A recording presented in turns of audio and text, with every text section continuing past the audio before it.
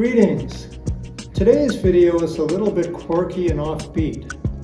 We're going to talk about how engaging in activities that make you afraid can actually be beneficial to you. Before we start, I want to throw in some caveats. I'm making a distinction here between fear and danger. It's true that dangerous activities can make you afraid, and that fear could be beneficial as well. But in those cases, the risks may outweigh the costs. So if you're into dangerous activities like skydiving, rock climbing, or doing daredevil stunts, please get the necessary training before engaging in them, and please talk with your doctor to make sure that you're physically able to do those activities. The fear-inducing activities that I'm talking about are much milder and have actually been the subject of some recent scientific research. These are things like watching scary movies, going to horror houses, or going on roller coasters. Of course, make sure you comply with all the safety and medical conditions before engaging in them. In fact, the study of recreational activities that induce fear is becoming popular enough that there's even a term for this. It's called recreational fear. While other potentially fear-inducing activities like public speaking, going to high places, or exposure to the dark are normally not considered recreational, the principles behind why recreational fear can be beneficial to people applies to these as well. So you might want to consider these activities as options if you're interested in exploring how exposing yourself to fear can be beneficial to you.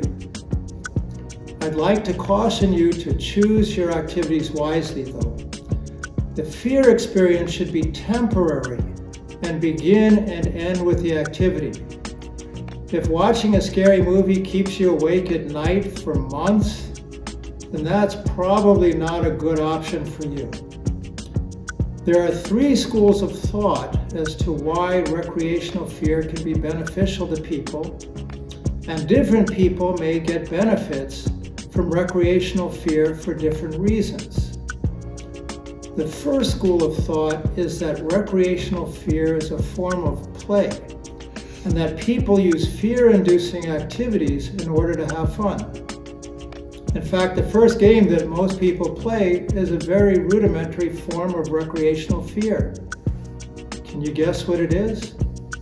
It's peekaboo. Then when kids get a little older, we sneak up on them and yell, "Boo!" My personal favorite when I'm playing with young children is to pretend that I'm a monster and chase them around. It always makes a big hit. Play can trigger the release of dopamine. Dopamine is a member of the catecholamine family of neurotransmitters. And this also includes epinephrine and norepinephrine, something I discussed in my video on stress reduction. Dopamine is involved in pleasure and is often called the feel-good hormone. It often gets activated when people are involved in pleasurable activities. Dopamine serves a number of important functions in the body. It's involved in movement, learning, sleep regulation, attention and memory, and mood regulation. Not having the right amount of dopamine is associated with medical conditions such as Parkinson's disease and ADHD, or attention deficit hyperactivity disorder. Too little dopamine can be associated with depression, and too much dopamine can be associated with mania. The second school of thought regarding recreational fear is that engaging in fear-inducing activities can help people learn about themselves. There was a study a few years ago conducted in Denmark. There, people visited a haunted house. Many reported learning something about themselves as a result of the experience. They learned about their emotional reactions to different situations. Many reported being surprised at what they were afraid of. One can even use fear-inducing experiences to overcome one's fears. Normally, as one confronts a stimulus over and over again, the person's response to it gets diminished. This process is known as habituation. Habituation explains why people in cities can live with noisy traffic outside their apartments but don't seem to be bothered by it. However, it could also be used to train people to overcome their fears. This is done by starting out small and gradually increasing your exposure to the thing you're afraid of until you no longer are afraid.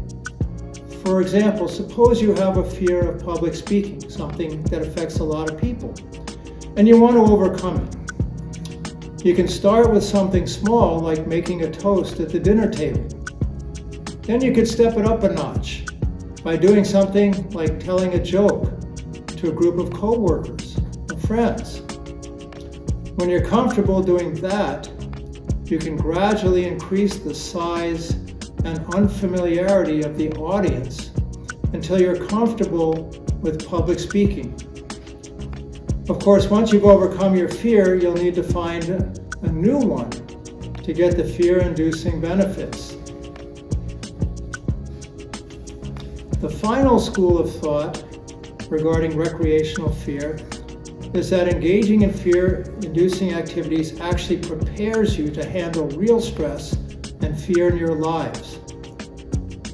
The train of thought on this one says that when you experience fear, your brain starts to figure out how to deal with that fear, including regulating your emotions so that you don't panic.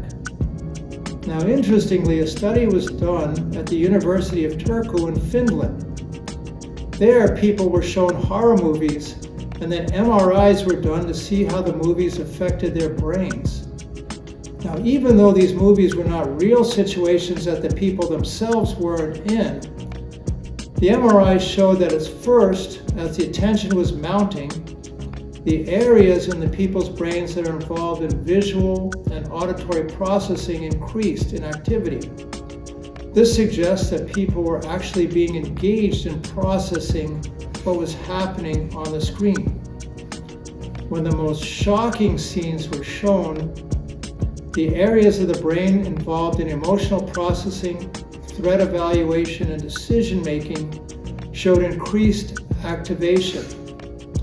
It was as if the brain were treating the events on the screen as real and responding to them. Okay, but does activating the emotional processing and decision-making centers of the brain provide any real-world benefits outside of the movie theater? Otherwise, what's the point? Well, that's a great question.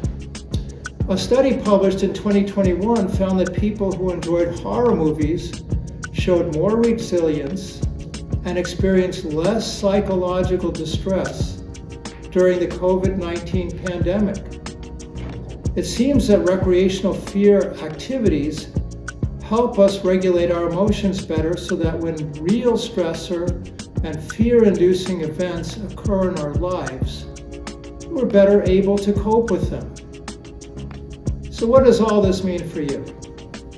The research on recreational fear and perhaps experiencing fear-inducing activities in general can be beneficial to you by stimulating dopamine, the feel-good hormone. It can also help you learn about yourself, and it can also help you regulate your emotions better and become more resilient against adversity in your life.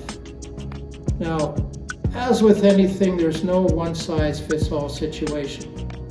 So if you want to engage in recreational or other fear-inducing activities, think about the benefits you want to achieve and pick the activities that suit you best.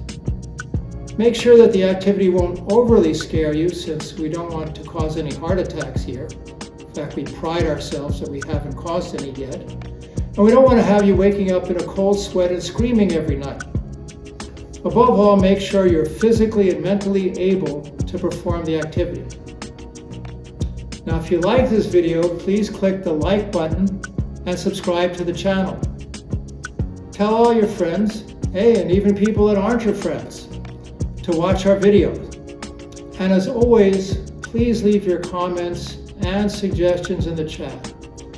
I think this is an interesting topic, so if you have any special recreational fear activities that you like to do, or you see any benefits that you have experienced from these, please share them with the other viewers in the chat. In this way, we can all learn from each other. And remember, your journey to a younger, healthier you starts right here.